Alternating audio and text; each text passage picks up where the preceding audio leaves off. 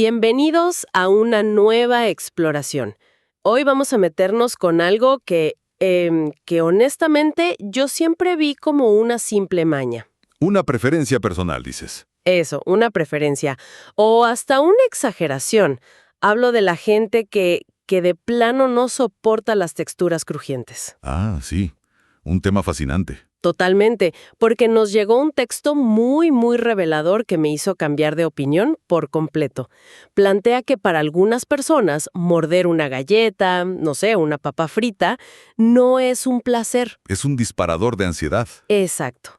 Así que la misión de hoy es justo desempacar esa idea, ver qué pasa en el cerebro para que un simple crunch sea abrumador. Es un giro total, porque saca la conversación del terreno de los gustos Ajá. y la lleva directamente al de la neurología, al neuroprocesamiento. Y eso es lo fundamental que dice la fuente desde el principio. No estamos hablando de si te gusta más el dulce o lo salado. Claro. Estamos hablando de cómo cerebros distintos procesan el mundo. La clave, y creo que es el punto de partida, es que la experiencia sensorial no es universal. Ok, desglosémoslo entonces. Lo primero que me saltó del material es la palabra que usa para el sonido. Dice que es invasivo, que el crujido se puede sentir amplificado, intenso e invasivo. E invasivo me suena a que el cerebro no tiene un buen filtro de volumen, por así decirlo. ¿Es algo así? Es una buena forma de empezar a verlo, sí. Pero yo diría que más que un filtro de volumen, es un filtro de alerta. Alerta. Sí. Para un sistema, digamos, neurotípico, el contexto es clave. Estoy comiendo, por lo tanto, habrá ruido. Y ese contexto filtra el sonido y lo clasifica como normal, inofensivo. Ajá. Pero para un sistema sensorial hipersensible, ese contexto no basta para desactivar la alarma. El problema no es solo el volumen, sino las características del sonido. Es agudo, es súbito. Claro. El cerebro está programado para ponerle atención a sonidos de ruptura. Una rama que se quiebra, un vidrio. Un peligro potencial. Exacto. El crunch de la comida comparte esas mismas cualidades acústicas, activa los mismos centros de alerta, el cerebro lo procesa primero como alerta, evento súbito, y solo después, si puede, como es comida. Entiendo. Entonces, la primera reacción es casi un reflejo, es un susto. Es un susto a nivel neurológico. La parte lógica, la que dice tranquilo, es una papa frita, llega tarde. Y me imagino que esa sensación de alerta se dispara si ni siquiera puedes predecir qué tan fuerte va a ser el siguiente ruido. El texto justo habla de eso, de la impredecibilidad. Exacto. Dice algo que me pareció clave. Lo crujiente nunca es exacto ni predecible. Y ahí, justo ahí, entramos en un concepto neurológico potentísimo que la fuente menciona. La anticipación ansiosa. Justo esa. Nuestro cerebro es, en esencia, una máquina de predicción. Su trabajo es anticipar lo que va a pasar, para mantenernos seguros. Y por lo tanto, odia la incertidumbre. ¡Claro! Cuando se enfrenta a algo que no puede predecir, se pone en modo peor escenario posible. La analogía que usa el texto es buenísima. La del globo, ¿verdad? Sí, la del globo. Esa tensión de esperar a que explote, sin saber cuándo ni qué tan fuerte, es perfecta. Es perfecta porque la fuente del estrés no es el ruido en sí, sino la espera, la falta de control. Claro. Con la comida crujiente, cada mordida es un pequeño globo a punto de explotar en tu cabeza. ¡Wow! La analogía es increíble. Pero me surge una duda. A ver. Si explotas 100 globos, el 101 ya no te asusta tanto. El cerebro se habitúa, ¿no? ¿Por qué con esto no pasa lo mismo? ¿Por qué la ansiedad se mantiene o hasta aumenta? Excelente pregunta. Porque toca la diferencia entre habituarse y sensibilizarse. En teoría, sí, debería ocurrir la habituación. Pero si la experiencia es genuinamente aversiva, desreguladora, Pasa lo contrario. pasa lo contrario, la sensibilización. Cada vez que la persona muerde algo crujiente y su sistema se desborda, la asociación negativa se hace más fuerte. El cerebro no aprende, el crujido es seguro. Aprende, cada vez que esto pasa me siento fatal. Exacto. Aprende que pierde el control. Entonces, en lugar de acostumbrarse, se vuelve más y más reactivo. Claro, cada mala experiencia es una prueba más para el cerebro de que tenía razón en tener miedo. Justo. Y esa misma tensión del globo, esa imprevisibilidad, se aplica también a lo físico, a la sensación en la boca. Has hecho la conexión perfecta. Nunca sabes si el siguiente pedazo va a raspar o no. Exacto. El análisis de la fuente nos lleva justo ahí. El problema se duplica: imprevisibilidad auditiva y táctil. Y el texto usa una palabra fuertísima para describirlo. Sí, lo sé. Dice que las texturas de fragmentos, migas y bordes duros pueden sentirse agresivas. Uf, sí. Esa palabra es muy potente. A ver, un momento. Agresivas. Cuando leí eso me detuve. ¿Estamos diciendo que para algunas personas morder una tostada se siente como pasarse una lija por la boca? Es una comparación justa. Es una comparación muy, muy justa. Y es crucial entender que agresivo aquí no es una metáfora. No. No. Es una descripción bastante literal de cómo las terminales nerviosas pueden procesar esos estímulos. La boca es una de las zonas más sensibles del cuerpo. Está llena de receptores. Claro. Cuando un alimento crujiente se rompe, crea miles de microfragmentos con bordes afilados.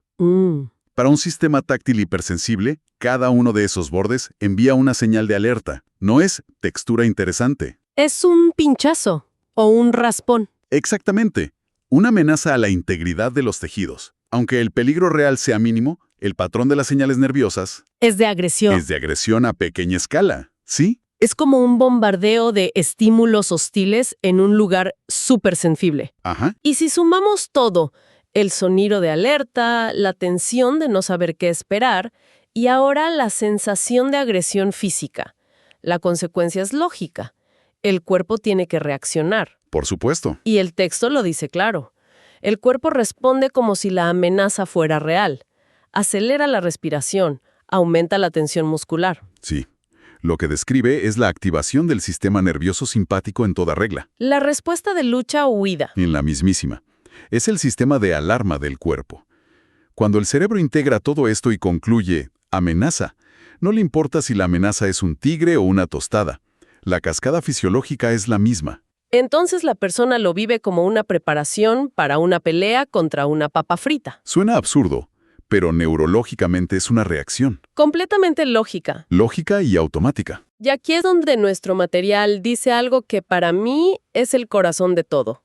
Cito: el impacto sensorial puede ser tan alto que desregula en segundos. Uf, esa frase. Y remata con esto: no es exageración, es neuroprocesamiento. Esa frase lo es todo. Es la tesis central. Porque desregulación es la palabra clave. No significa solo sentirse mal. Significa que el sistema nervioso es empujado fuera de su ventana de tolerancia. La ventana de tolerancia. Es ese estado óptimo donde podemos pensar claro, gestionar emociones, sentirnos seguros. La avalancha de información sensorial es tan intensa que el sistema no puede procesarla. Se sobrecarga, colapsa. Es como tratar de tener una conversación tranquila en medio de un concierto de rock. Exacto. El sistema es secuestrado por la sobrecarga. No es una elección. De acuerdo. Ya el panorama está casi completo. Tenemos el estímulo y la respuesta fisiológica. Pero la fuente añade una última capa, una psicológica, que cierra el círculo. ¿El miedo aprendido? El miedo aprendido. Si tu cuerpo entra en modo de supervivencia cada vez que comes algo crujiente, pues tiene sentido que tu cerebro empiece a anticiparlo. Es el mecanismo de defensa predictivo del cerebro llevado a su máxima expresión. Es una máquina de aprendizaje asociativo. Claro. Si 1, 2, 10 experiencias con algo crujiente fueron abrumadoras, el cerebro crea una asociación neuronal muy fuerte. Crujiente es igual a peligro. Crujiente es igual a malestar. Exacto. Y una vez que esa autopista neuronal se construye, se vuelve la ruta por defecto. Y por eso, como dice el texto, la ansiedad puede empezar mucho antes de la primera mordida. Muchísimo antes. Con solo ver el paquete de galletas o saber qué hay de cenar. Precisamente. El cerebro, en su intento de proteger, activa la alerta de manera preventiva. Ya sabe o cree saber lo que viene. Y es una protección que, paradójicamente, genera el mismo estrés que intenta evitar. Se crea un ciclo. Un ciclo de evitación y anticipación que se autorrefuerza. Y salir de ese bucle es increíblemente difícil. Qué increíble cómo se conectan todas las piezas, ¿no? Es un sistema perfecto en cierto modo. Si recapitulamos lo que vimos, es que esta aversión no es un capricho, es una convergencia de un sonido de alarma, una textura agresiva, una respuesta corporal de amenaza. Y un cerebro que aprende a temer. Exacto.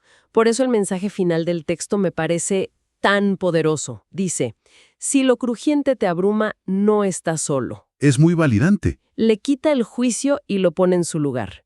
Una experiencia neurológica real. Totalmente. La gran conclusión es esa. Nos obliga a cambiar la perspectiva. Nos mueve de juzgar las conductas como mañas a entender la inmensa diversidad de la experiencia humana. Cierto. Lo que para un cerebro es un placer, para otro es un riesgo sensorial significativo.